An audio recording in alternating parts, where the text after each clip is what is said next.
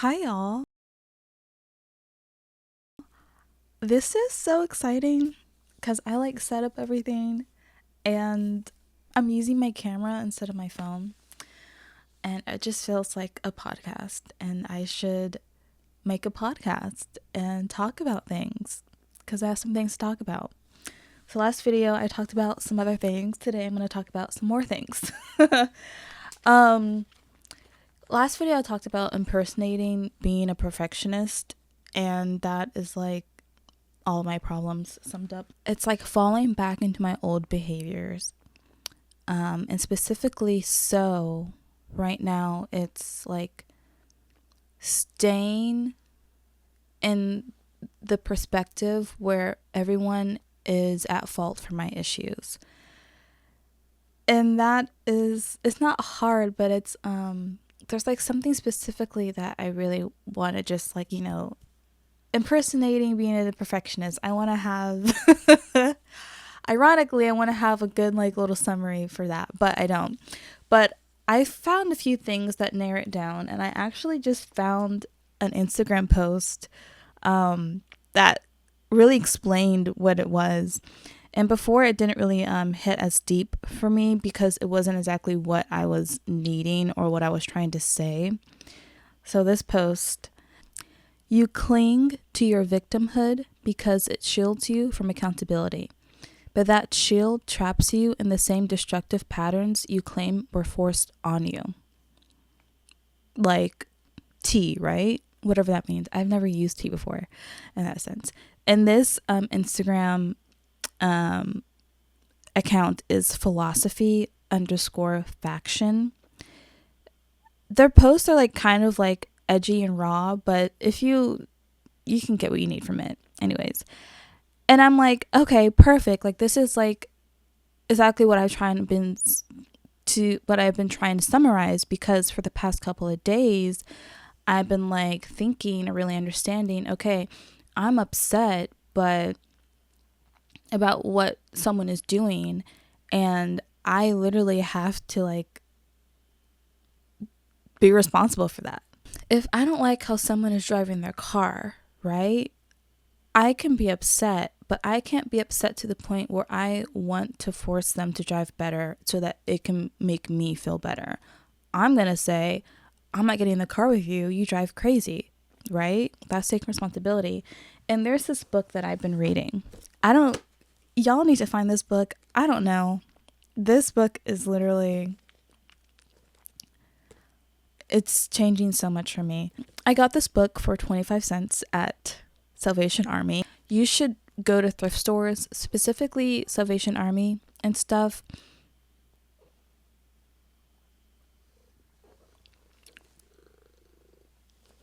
to see if there's any books, because here's another thing, guys.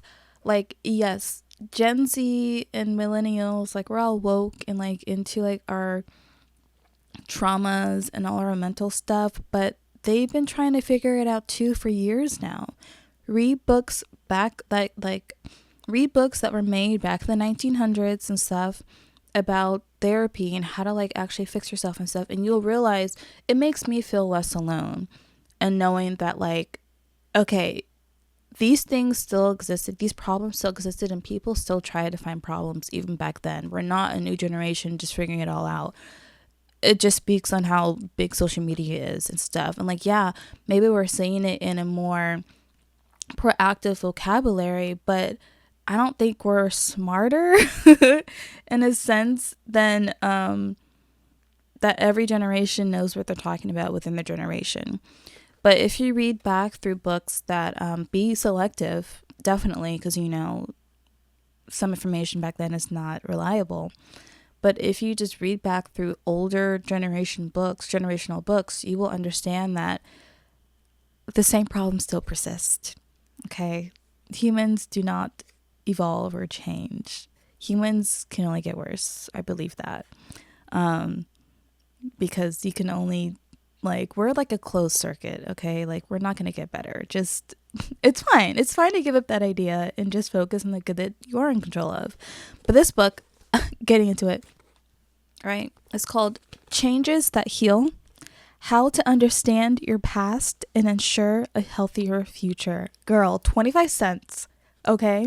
Kicker is that it's faith-based. Okay? Yeah, Christian whatever, but it's like literally just faith-based and focusing on like God and the Bible. It's not like sort of religion. It's perfect for me because I'm heavily faith-based and I'm trying to I am renewing my connections with, I want to say renewing because we've always been like tight, right? I'm just I'm strengthening my ties with God and my connection and my understanding, and this book is just like hitting it, right? It's just hitting it. And specifically I got to this passage, and like I always read what I need in the moment. It's so crazy. But specifically I got in this passage of responsibility and boundaries. And this book really just, I'm going to try to find it for y'all. Like 100, like this, I do this with therapy too. Like I'm in therapy, but I don't like talk about this in therapy because I have other things to talk about in therapy. But this book is like really helping me outside of therapy and just getting along throughout my day because again, I'm a hard worker. And so I really try my best to like fix myself on the outside. But this specific chapter, he starts to talk about responsibility and ownership. And one thing he says, let me try to, I should have like written down on my notes, but I just like to wing it and just see how it goes. He says here, when we do not own ourselves as separate people from the ones we are bonded to, we develop unclear boundaries, and we allow people to cross those boundaries when we should be saying no. And he starts off with the body. Our body is our most basic boundary. He says something here that just really explains my past beliefs about my body and other people. He says, and this is relating to sexual abuse. He says, they may feel that their bodies do not belong to them. They belong to their abusers. And I'm like, because you guys, I carried the mindset for someone, the belief that if someone were to do something to me, why would I not just let them? Like, and it goes beyond like sexual abuse, but because I've been abused, right? And I wrote this, I've been abused. Let's see my notes. Let's see what I wrote. I said, this can be why I feel I cannot do anything when I am being abused, why I wouldn't fight back if I was being hurt by someone. When my boundaries were crossed physically, sexually, emotionally, mentally, psychologically, I did not feel I owned any of it and would fight for control. Like, in my mind, if someone were to hit me, right? They wanted to hit me, and like, what am I supposed to do about that? Like, I never felt like I had full ownership of my body, and when I tried to fight for control and when I tried to fight for ownership, I was like just more abused for it, right? My boundaries were constantly violated, where I felt if I put up boundaries that I would be doing someone else a disservice, right? Like, sorry, you can't abuse me, you can't use me. Actually, I'm so sorry, that's not right. Like, I don't want to like take anything from you. Like, that's awful, right? Yeah. And I used to believe that. And so like, again, this book was written 1990. And then another boundary is feelings, right? If we feel responsible for other people's feelings, we can no longer make decisions based on what is right. We will make decisions based on how others feel about our choices. Literally my issue right now, right? With everything. And this goes to everything in my life, like, especially with my art. Did I make a video about creative shame? Yeah, I did. That was my last video. But this, like, y'all, everything is connected. And you can only do so much. No, that's not true. That's not true. I'm just repeating something I've heard that I don't understand. But yeah, it's like, I would take responsibility for other people's feelings, right? And I would control my behaviors, my thoughts, my actions, based on what people would do, how people would think or say about me. Literally everything in my life. Whether that was to protect myself, or I felt like I was protecting myself, or if I wanted to prove myself to them.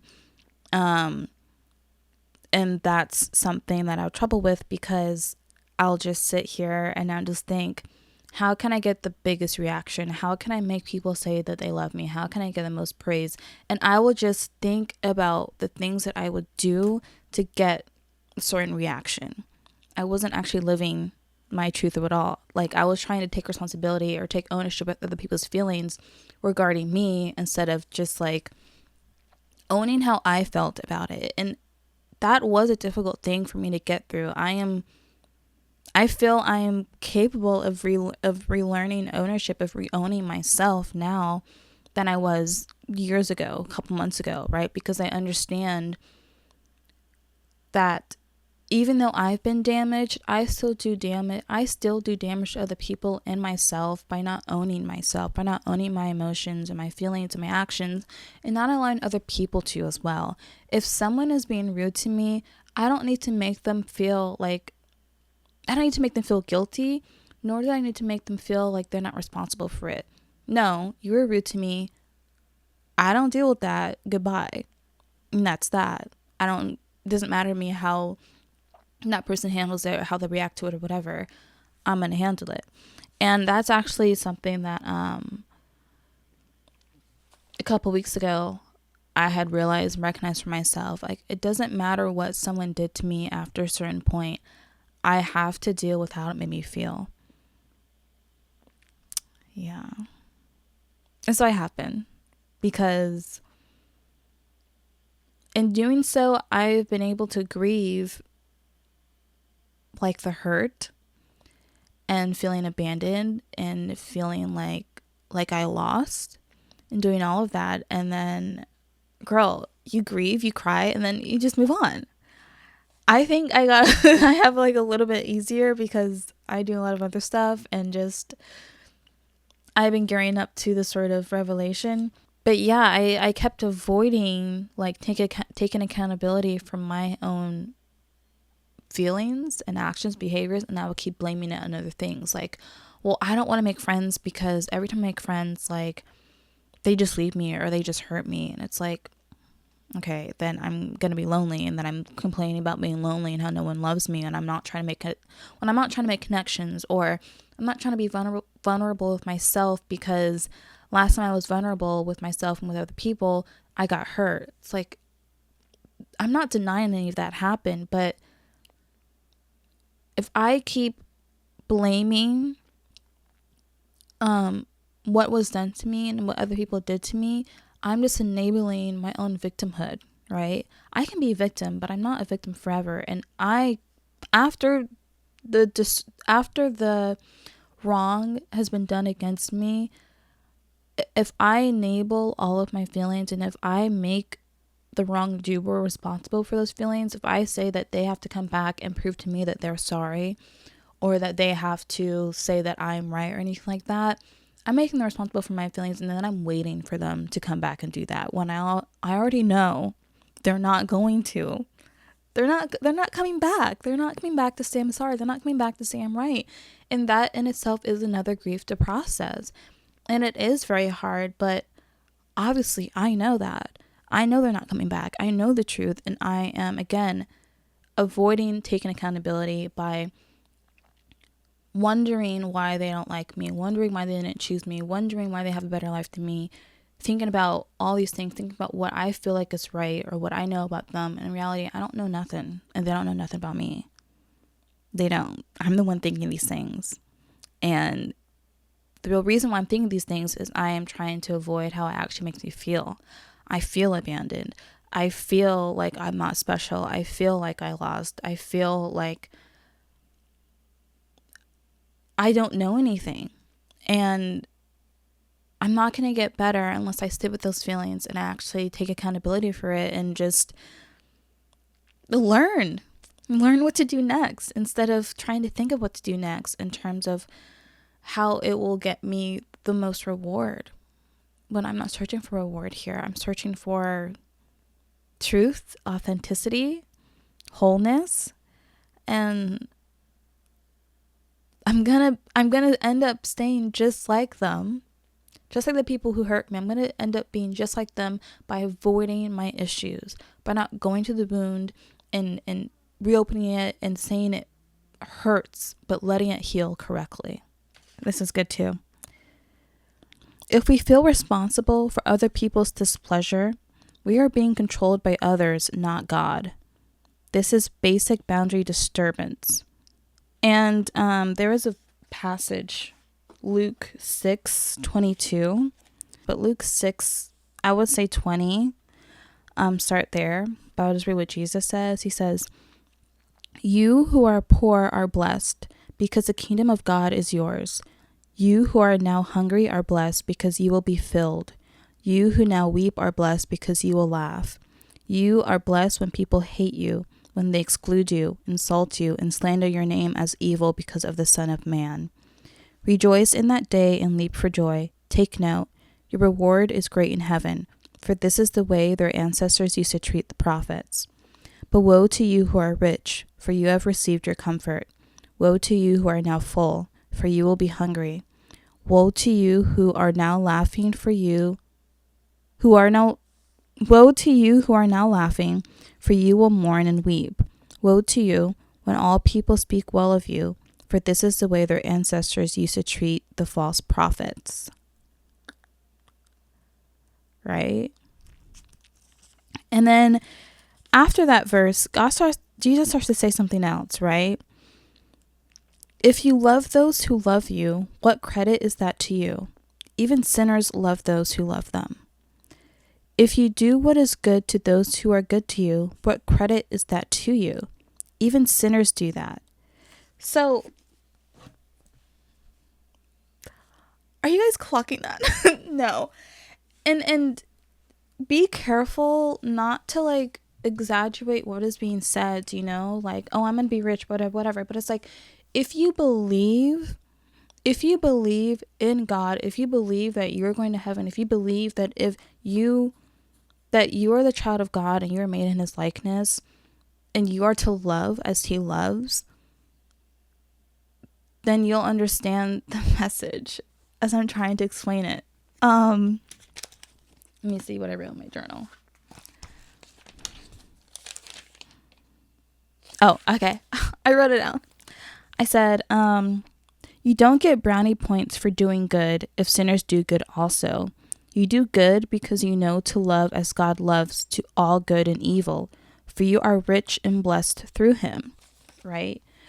Just because you say you're a Christian and that you follow the Lord and you read your Bible and stuff like that, you're not getting extra points for going to feed the homeless, okay? Abusers will feed the homeless too. You think they're getting points? No, it's about what's in your heart. It's about your faith. It's about what you believe, right? Clout does not matter. Like, if we're all supposed to do good, why would anyone get any extra points? If we're all supposed to love our children, right, and like not beat them and abuse them, why would good mothers and parents get more points than bad mothers and parents? Because bad mothers and parents, I don't mean to say bad mothers as a thing, but whatever. I'm a woman, I'm a mother, so I'm gonna automatically default. But good mothers and parents and stuff don't get extra points because they buy their kids food. Like, they're so bad people, they're so bad parents, right? It doesn't change anything. And that goes through everything, y'all. Like, just because you didn't do someone wrong how someone did wrong to you doesn't mean that you're better than them, right? Doesn't mean that you're almighty than them. doesn't mean that they owe you anything, right? Because bad people will do good things and evil things, and I don't actually know what I'm saying right now. um you don't have the power to equalize anybody in this world. You can see what is wrong and what is evil. You can see what good needs to be done, and you have to be responsible for the decisions you make in doing that, because God's not going to come to you and be like, what good did you do? And you were like, well, instead of abusing people, I like fed the homeless and stuff. And he's like, what else? Well, I gave a mother money once. I was like, what else? Like, Lord, that's all my brownie points. What are you talking about? And he's like, okay, but like, when did you actually receive good in your heart? Like, I don't know. I'm not a priestess. What do you want me to say? I'm like, again, like, I'm trying to like, I think I'm just going into another topic that I don't need to go into right now. Basically, right? You got to own your feelings. You can't just keep blaming people, y'all. And that is going to be very hard. And I always say, if you're not ready, you're not ready. If you're not ready to heal, if you're not ready to put down your phone, if you're not ready to stop imagining yourself and feeding your ego and chasing after your ego, you're not ready. But just start to notice yourself, I would say. I think that's how I got here. I started to notice myself, started to take the small steps, right? Like, I'm actually sitting down and like reading the Bible and like reading my book and making notes. Y'all. And I'm doing it like in like genuinely. And I'm enjoying it. Yeah. So, bottom line, whatever I was trying to say, right? Let me see if there's anything else in here. Yeah, there is. If we take responsibility for their feelings, we have sided with evil. God is against proud, arrogant people who do not have compassion for hurting people, right? When we take responsibility for our own disappointments, we are setting clear boundaries. When we take responsibility for others' feelings, we are crossing over their boundaries. Taking responsibility for someone else's feeling is actually the most insensitive thing we can do, because we are crossing into another's territory. And it just like how that simplifies things. Like, it's about boundaries, y'all. If someone is being rude to you and you're like, oh, wait a second, calm down, what's wrong? I'm so sorry. You're invading their space, right? As they're invading yours. That's where you gotta cross the line. No, don't speak to me that way. I don't care who you are. I'm done with this conversation. Goodbye. And you go and you deal with that, right? You stop that right there. So if you're still blaming people for what they did to you years ago or whatever, and you're still like, you still want like vengeance and stuff like that, you gotta look into yourself and why you want vengeance. And what are you avoiding? What are you trying not to take accountability for? Whenever boundaries are crossed, when one person becomes responsible for another's feelings and happiness, this person is unable to be free from the other person, and as a result, is unable to love them. Guilty compliance is never love, it is slavery. The Bible sends a clear message that we are to be responsible to others, not for them. I said, I'm not actually developing the way I should, and I enable myself or find ways to neglect that which needs to be tended to by finding different reasons for my pain and discomfort. I still try to find ways to go about something instead of going directly to the wound and patching it up, right? I feel a lot of apprehension in electricity, and I feel like this is a time for me to like, you know, like how you had to like with like lightning bending, right? You had to like control the flow and stuff and like do all of that. I feel like that's what I'm doing right now. I'm training to lightning bend, right? Because I feel like there's so much apprehensive feelings right now, and I'm not able to like really discern what is going on. And even with this like general idea of like, I'm like, there is a way to say it where it clicks in for me, where it's like I'm carving it into stone, right? But I'm just not there yet. Not to mean I'm not to say I'm not understanding things. Obviously I am. Obviously I am. But there's a way to say it where it just sort of hits all the wide aspects that I'm trying to say. But that's a part of the journey. That's a part of the progress where you're not quite sure what's happening or what's going to come out of it, but then at the end it all comes together and you're like, oh, I was onto something, and you got to congratulate yourself. And yeah. Anyways, I hope you followed along. I hope that something was given to you. This is fun. I really like doing this. I'm having fun. Can you tell? Yeah, just keep on working. We both will. We all will. And when I have another nugget of knowledge, I'll come and share it. Okay? I feel like I was going to say something way more, but I didn't. But it's fine. It's fine. I'm just going to edit the video. And Darla's like really cute right now. She's so cute. I'm just surprised at how pretty it. Like, and y'all, I'm like smiling. I'm genuinely smiling. I'm not trying to be happy.